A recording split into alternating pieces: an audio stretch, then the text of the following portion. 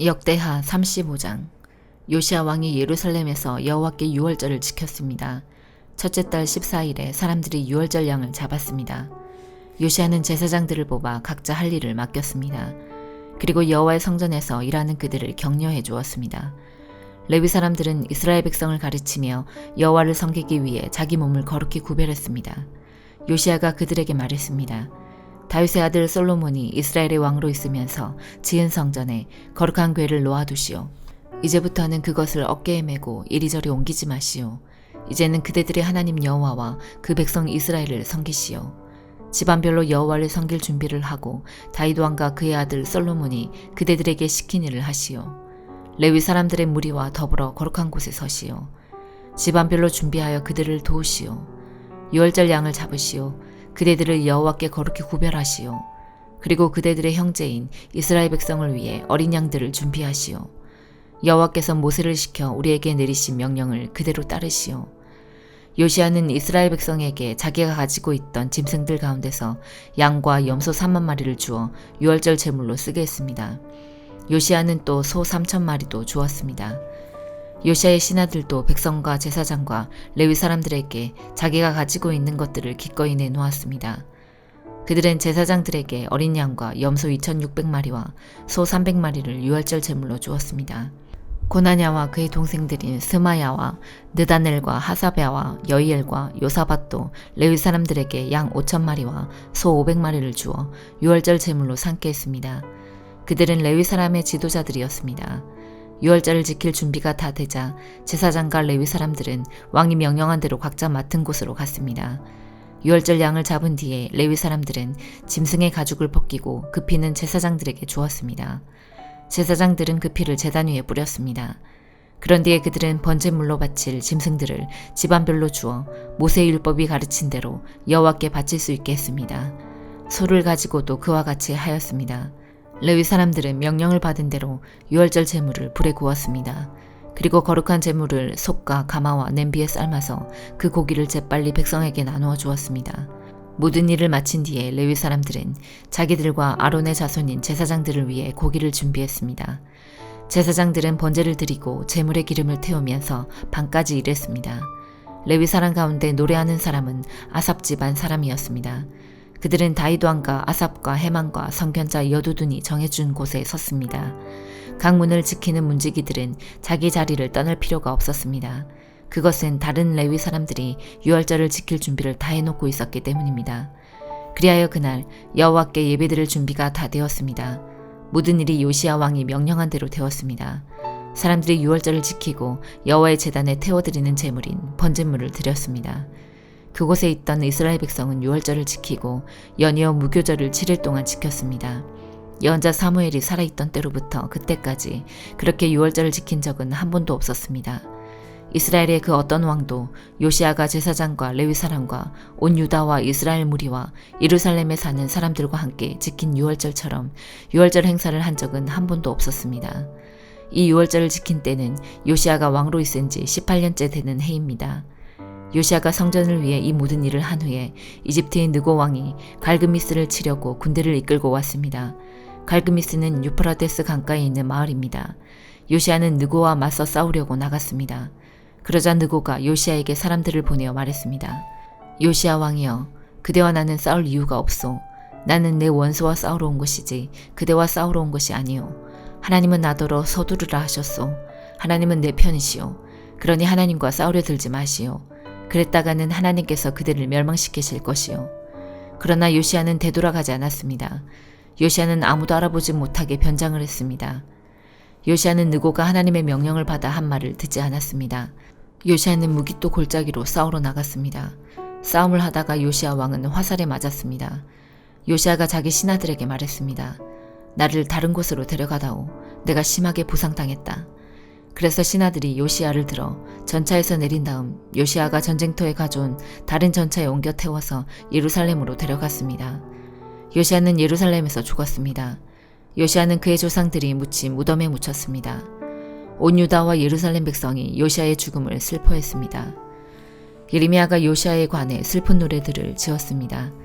오늘날까지도 모든 노래하는 남자와 여자는 그 노래들을 부르며 요시야를 기억하고 기념합니다. 이스라엘에서는 그 노래들을 부르는 것이 관습이 되었습니다. 그 노래들은 애가집에 적혀 있습니다. 요시야가 행한 다른 일과 여호와의 율법에 기록된 대로 행한 선한 일들이 처음부터 끝까지 모두 이스라엘과 유다 왕들의 역사책에 기록되어 있습니다. 요한계시록 21장. 그 후 나는 새 하늘과 새 땅을 보았습니다. 전에 있던 하늘과 땅은 사라지고 바다도 없어졌습니다. 그리고 거룩한 성, 새 예루살렘이 하나님이 계신 하늘로부터 내려오는 것을 보았습니다.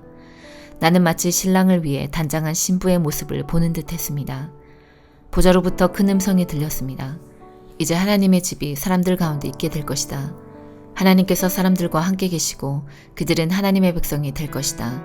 하나님께서 친히 그들과 함께 계시며 그들의 하나님이 되어서 그들의 눈에서 모든 눈물을 닦아주실 것이다.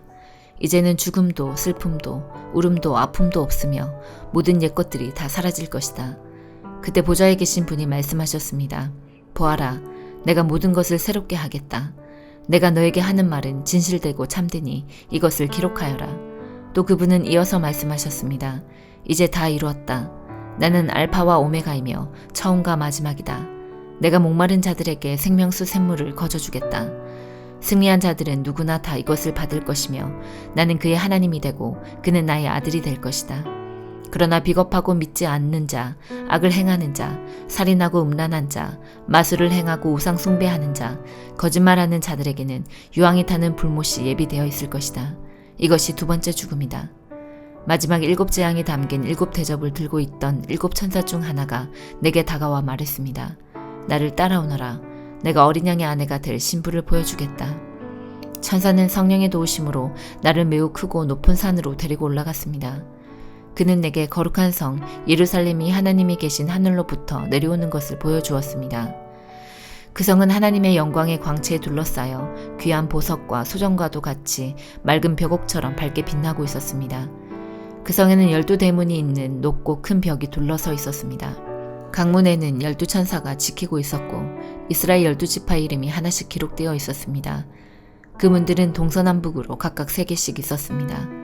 성벽 12 주춧돌에는 어린 양의 12 사도의 이름이 새겨져 있었습니다. 내게 얘기하던 천사는 금으로 만들어진 자를 들고 있었는데 그는 이 자로 성과 성문과 성벽을 재려는 참이었습니다. 성은 정사각형이었고 길이와 폭이 똑같았습니다. 천사가 재어보니 길이와 폭과 높이가 똑같이 12,000 스타디온이었습니다.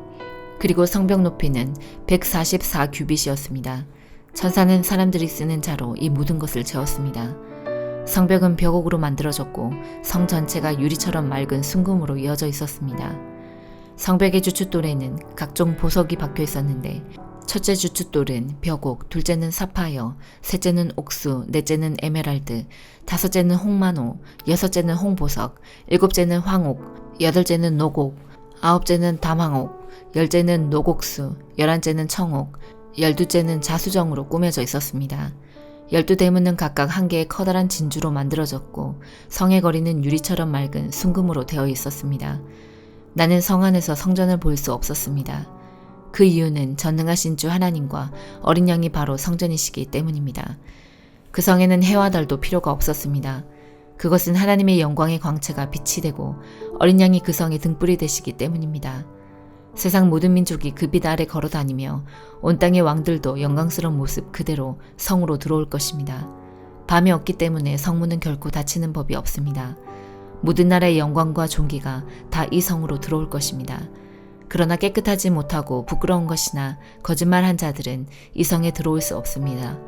오직 그 이름이 어린 양의 생명책에 기록된 자들만이 들어갈 수 있습니다. 말라기 3장. 만군의 여호와께서 말씀하셨다. 내가 내 사자를 보내어 내 앞길을 닫게 하겠다. 너희가 찾던 여호와가 갑자기 여호와의 성전에 이를 것이다. 너희가 바라는 언약의 사자가 이를 것이다. 그러나 그가 오시는 날에는 아무도 견디지 못하며 그가 나타나실 때에 아무도 살아남지 못한다. 그는 연단하는 불과 같을 것이며 깨끗하게 하는 비누와 같을 것이다. 그는 은을 달구어 연단하는 사람과 같을 것이다. 그는 레위 사람들을 연단하여 금과 은처럼 만들 것이다. 그러면 그들이 여호와께 올바른 제물을 가져올 것이다. 그때 여호와께서 옛날처럼 유다와 예루살렘의 재물을 받으실 것이다. 만군의 여호와께서 말씀하셨다. 그때 내가 가서 너희를 심판하겠다. 마술하는 사람, 간음하는 사람, 거짓말하는 사람, 일꾼들의 품삯을 떼어먹는 사람, 과부와 고아를 속이는 사람, 외국인을 학대하는 사람, 나를 존경하지 않는 사람의 악함을 증언하는 증인이 되겠다. 나는 여호와이다. 나는 변하지 않는다. 그러므로 너희 야곱의 자손은 멸망하지 않는다. 너희 조상 때부터 너희는 내 규례를 따르지 않고 지키지 않았다. 나에게로 돌아오너라. 그러면 나도 너희에게로 돌아가겠다. 나 만군의 여호와가 말했다. 그러나 너희는 돌아가려면 어떻게 해야 합니까? 하고 묻는다. 어찌 사람이 하나님의 것을 훔치겠느냐? 그러나 너희는 나의 것을 훔쳤다. 그러고도 너희는 우리가 언제 주 하나님의 것을 훔쳤습니까? 라고 하였다. 너희가 내게서 훔친 것은 11조와 예물이다. 온 나라가 나의 것을 훔쳤으므로 너희에게 저주가 내렸다. 너희는 창고에 너희가 거둔 곳에 11조를 가져와 나의 집에 먹을 것이 있게 하여라. 그것으로 나를 시험하여라. 내가 하늘 문을 열고 너희가 쌓을 공간이 넘치도록 너에게 복을 붓지 않나 보아라. 내가 너희 작물을 해충들이 먹어치우지 못하도록 하겠으며 너희 포도밭의 포도가 익기 전에는 떨어지지 않도록 하겠다. 나 만군의 여호와의 말이다. 모든 민족이 너희를 복되다고 말할 것이며 너희가 좋은 땅을 가지게 될 것이다. 나 만군의 여호와의 말이다. 여호와께서 말씀하셨다. 너희가 거친 말로 나 주를 욕되게 했다. 그러고도 너희가 묻기를 우리가 무슨 말로 주를 욕되게 했습니까? 라고 하였다. 너희가 말하기를 하나님을 섬기는 것이 헛되다. 하나님의 율법을 지켜보아야 아무 소용이 없다. 만군의 여호와 앞에서 우리의 한 일을 뉘우쳐 보아야 아무 소용이 없다. 오히려 교만한 사람이 복이 있고 악한 사람이 성공한다. 하나님께 도전하는 사람이 화를 면한다. 라고 하였다.